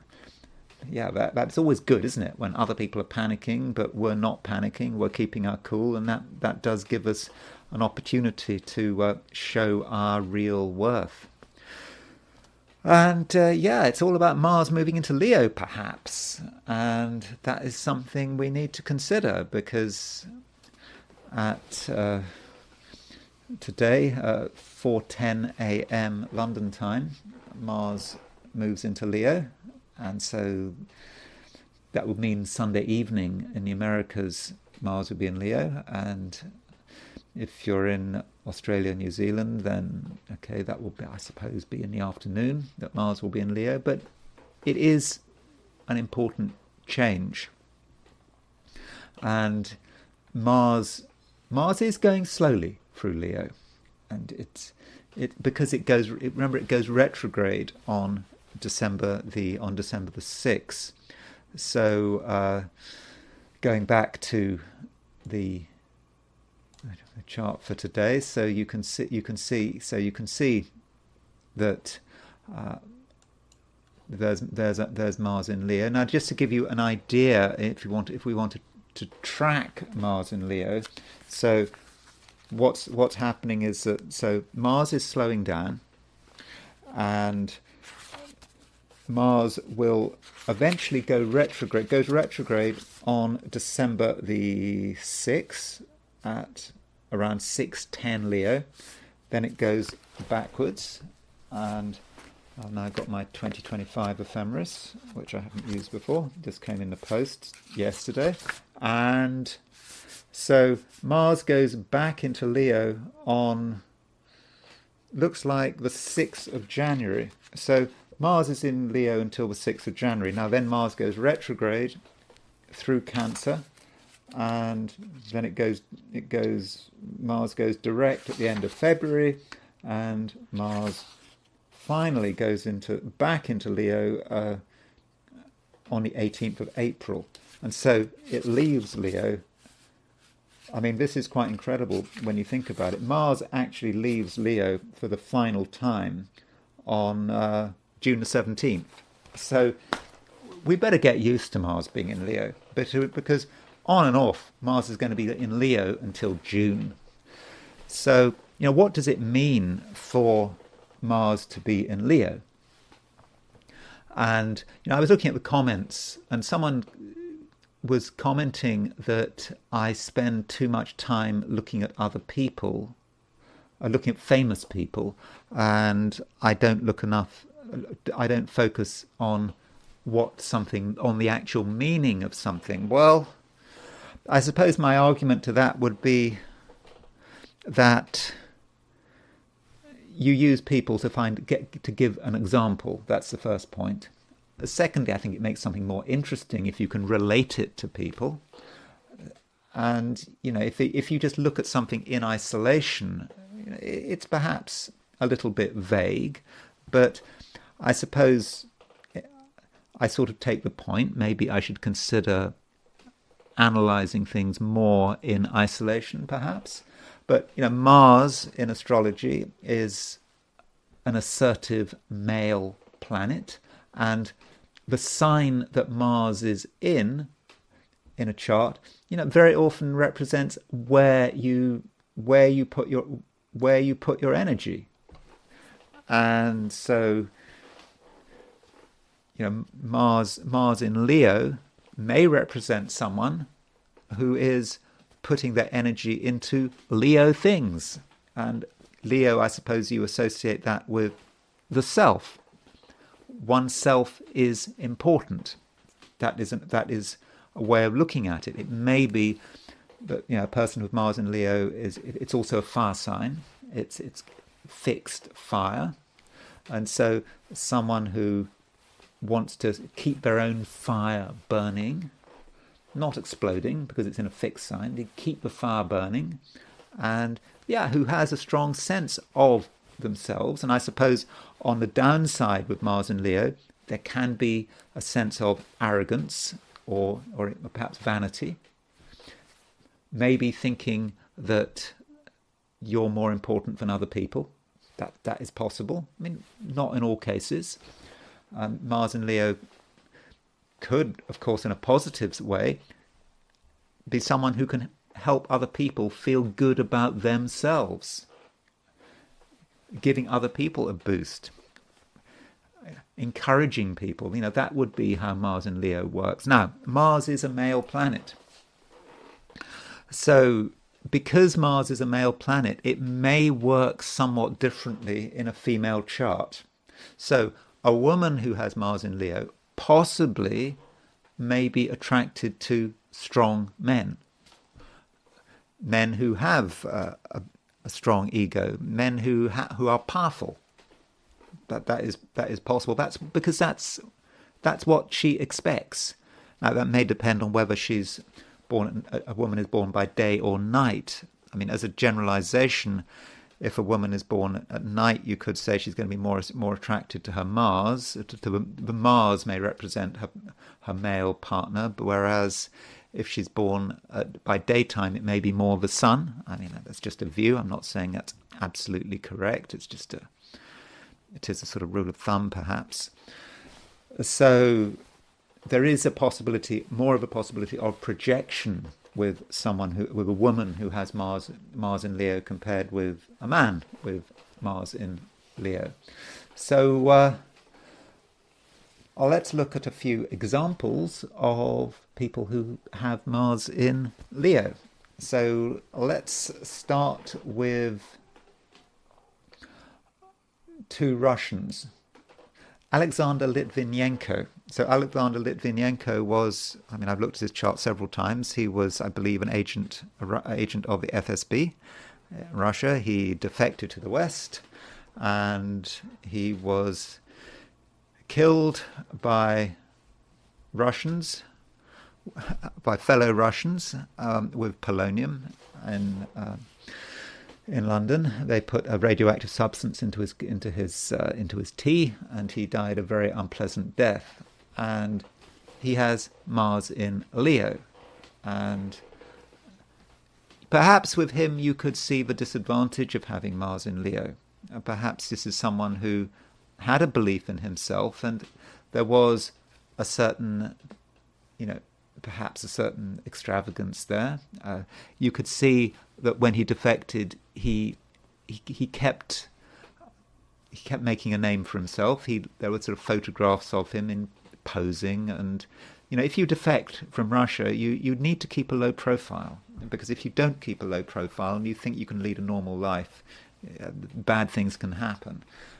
You have to be really careful. I don't think he was careful. You don't go and meet people to discuss fellow Russians for business plans, and bad things can happen. And perhaps that's how Mars and Leo was working in his case. He just wasn't being careful enough. There was too much show, too much ego. And I suppose if you're defecting, if you're a member of a security apparatus and you're in Russia and you defect to another country, you shouldn't have too much of an ego there. You're looking. It's all about self-protection, and maybe that Mars in Leo at some level let him down.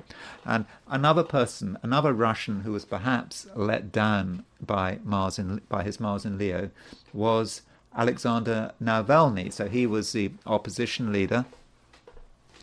I don't think he was necessarily had as much support as some people in the West think he had, but Navalny was an opponent of Putin, and he went on and on about Putin, and remember his YouTube video of Putin's mansion, which maybe sealed his fate. And he clearly had a strong belief in himself.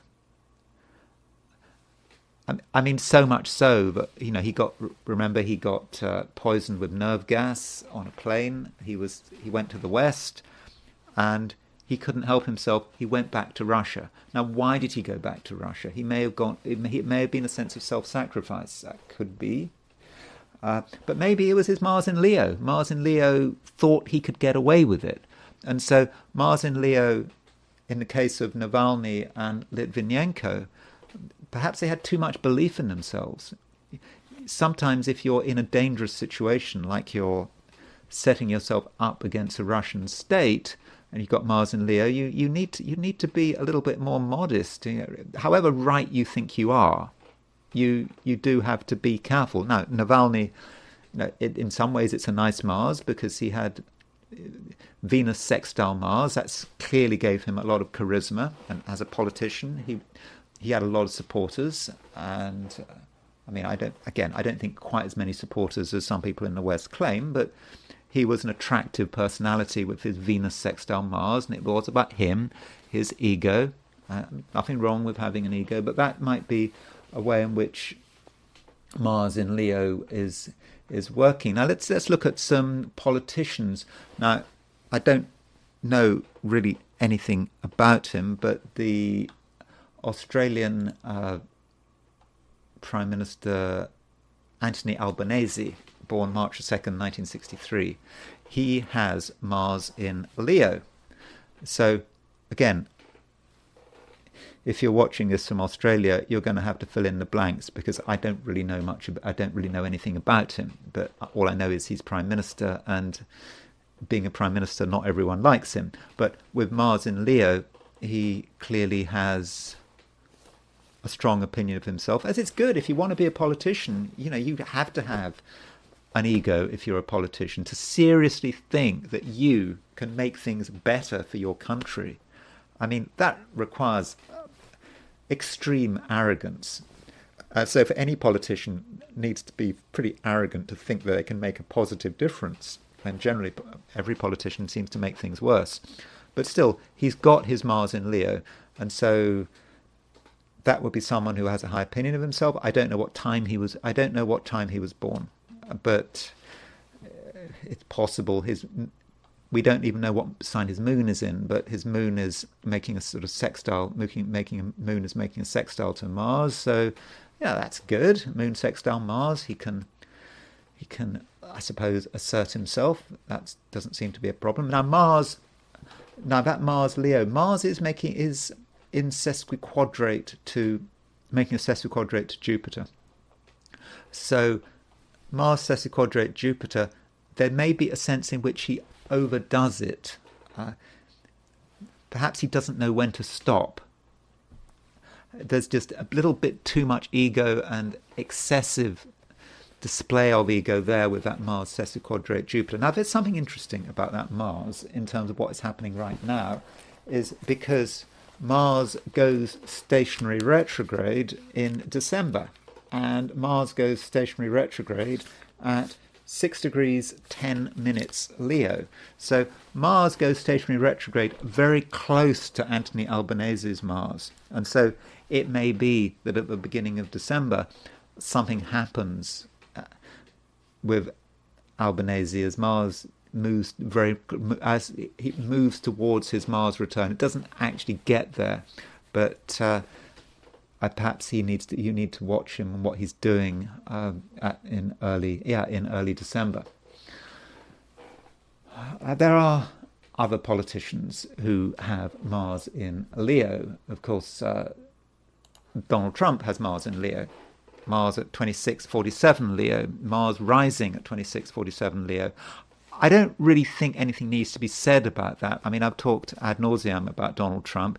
Clearly, Donald Trump has an incredibly high opinion of himself. I mean, it's not unique for a politician, but he thinks he's wonderful, for better or for worse. And he thinks he's great. He doesn't take kindly to people questioning him. I suppose with his debate against Kamala Harris. Remember Kamala Harris, who also has Mars in Leo, by the way. Kamala Harris has her Saturn at 28 Aquarius, opposition his Mars. And so in that debate with Kamala Harris, when she questioned his crowd sizes, he got really upset about that, because that's Mars in Leo, her Saturn opposition his Mars.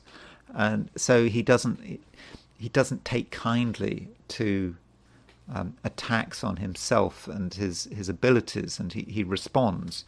And perhaps that is a weakness for him. Ego, Mars in Leo,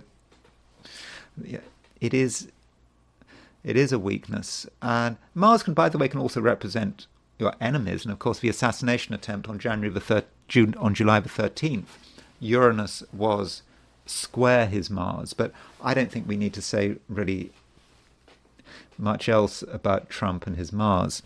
So, talking about Kamala Harris, she has Mars in Leo.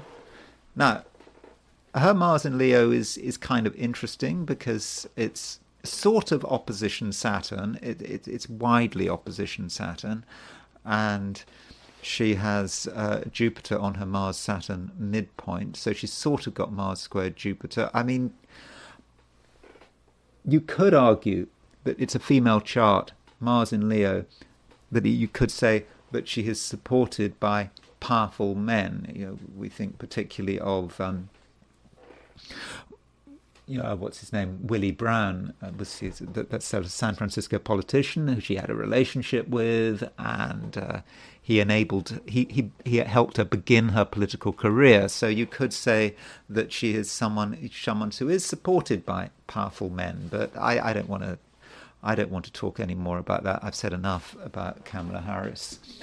And another person in the news, Benjamin Netanyahu, has his Mars at 26 Leo, same place as Donald Trump. Benjamin Netanyahu, with his Mars in Leo, he won't go away.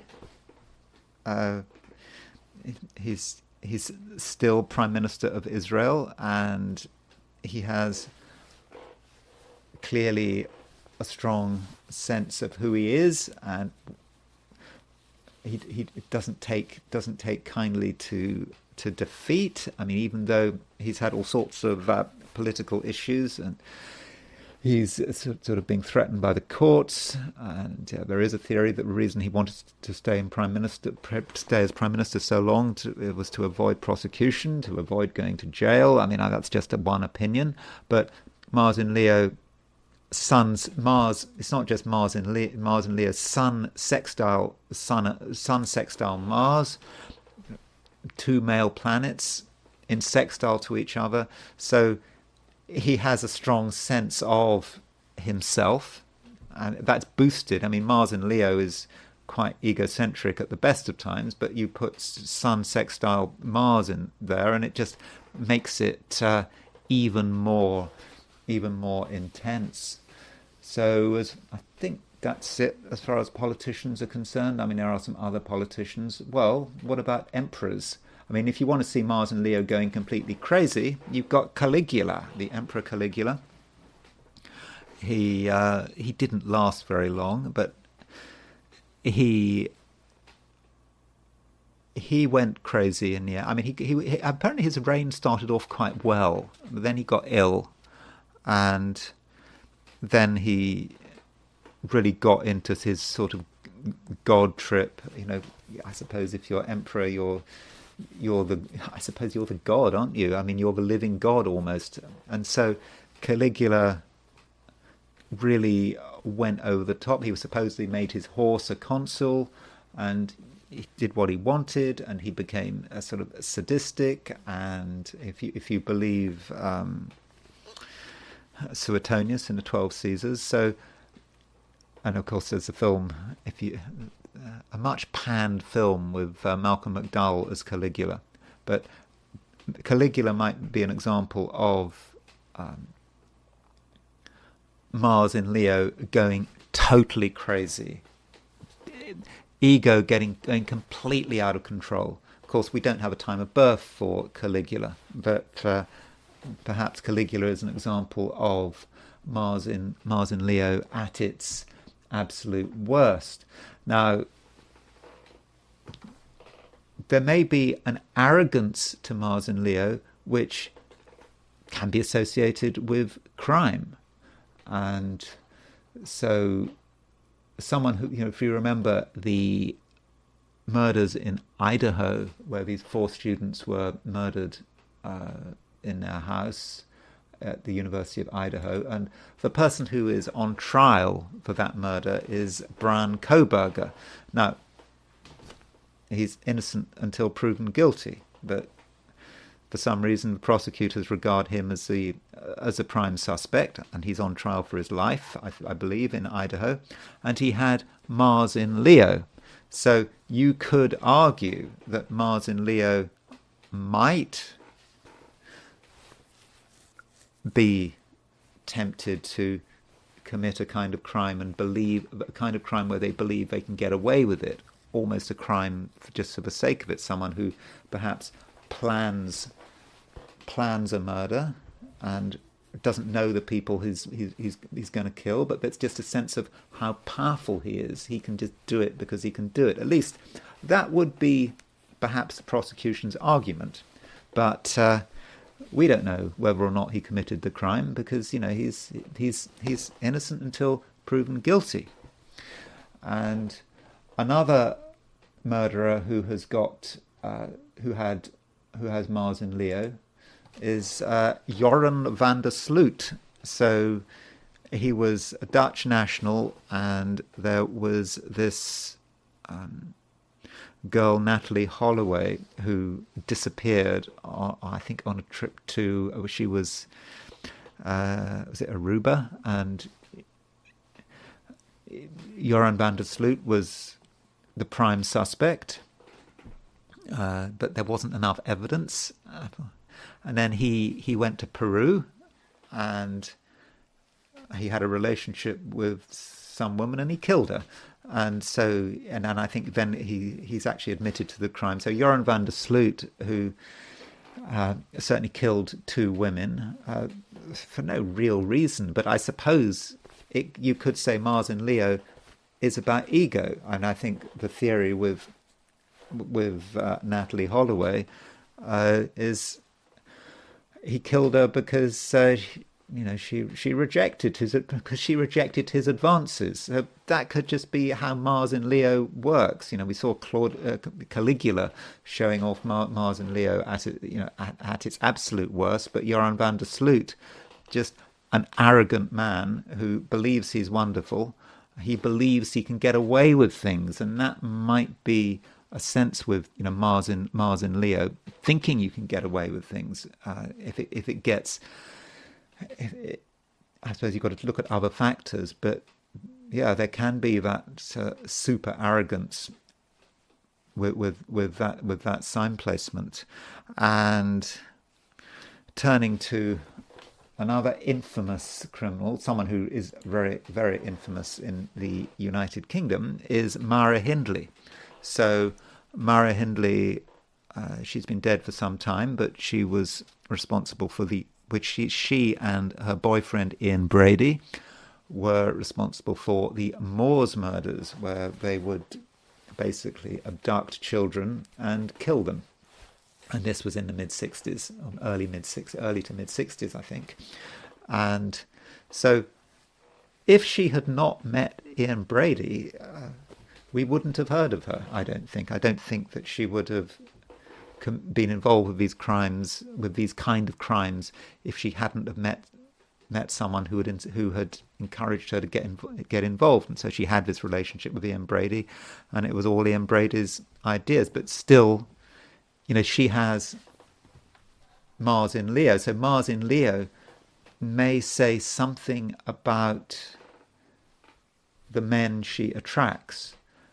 So I think she had quite a domineering father, and her father really told her to look after herself. You know, if she was bullied by boys at school, she should fight back, and that indeed is what she did.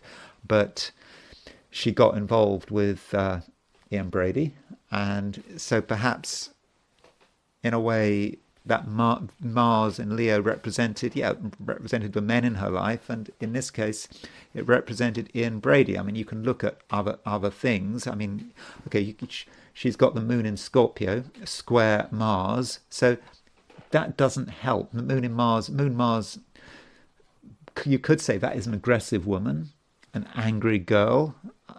I suppose you can think about her having to look after herself as a schoolgirl, but moon square Mars, there is something dark and sinister and brooding about that moon in Scorpio, moon square Mars, and perhaps this explains Ian Brady and Ian Brady's role in her life.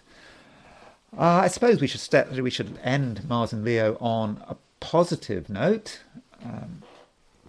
So half the Beatles had Mars in Leo.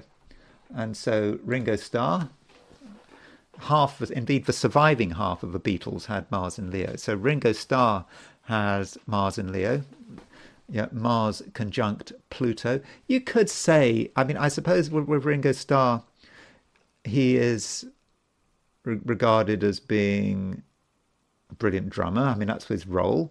And so Mars conjunct Pluto could be about drumming. Mars conjunct Pluto could be quite frustrated, feeling he needs to get his energy out, and finding a place to put his energy. And I suppose Mars Pluto, also with the moon, and that Mars Moon Pluto conjunction, and indeed Mercury as well there in the fifth house, a very creative place. I'm assuming the time of his birth is right. It's a very creative Mars Pluto Moon conjunction. Yeah, and it's also Pluto in Leo, so he's picking up on the whole generational thing. So the Pluto in Leo generation, who obviously in the 60s, and he's very much part of the 60s, and perhaps Mars conjunct Pluto, he was able to put his energy into the whole spirit, the whole Geist of the 1960s. And Paul McCartney additionally has Mars in Leo, and you can see the connection. He's got Paul McCartney's Mars is conjunct Ringo Starr's Mars. Now that's interesting, because you normally associate people who have their Mars in the same sign as there being a conflict, but clearly there was no conflict between Paul McCartney and Ringo Starr. I don't think Ringo Starr had conflicts with anyone in the Beatles. I mean, I don't know. You probably know more about the history of the Beatles than me. But so Ringo Starr and Paul McCartney both have, because they're the surviving pair of Beatles, but they both have Mars conjunct Pluto. So Pluto again is the spirit of the times. Pluto in Leo. This was a generation that became the stars of the 60s, and so both of them had Mars and Pluto. You can see Mars and Pluto could be very destructive, but in the case of these two men, they were able to use that Mars and Pluto in a supremely constructive way. And of course, a lot of people in the 60s who got involved in music in the 60s has sort of passed away, often very young, but they are still alive. And so Mars and Pluto in Leo, that conjunction seems to have served both men very well. Anyway, that's it with Mars in Leo. I could go on, but I wanted to end on a positive note. So Mars in Leo can be very constructive, but you can see from the examples, some of the examples I've given, that if the ego gets out of control, it can be disastrous. Indeed, it can potentially be quite horrific. Anyway, that's all I'm going to say for today. Thank you very much for listening. If you enjoyed this video, I'd be very grateful if you were to like it. If you're not subscribed, I'd be super grateful if you were to subscribe. And if you want to buy me a coffee, there is a link in the description. So Thanks a lot for listening again, and I will talk to you again tomorrow.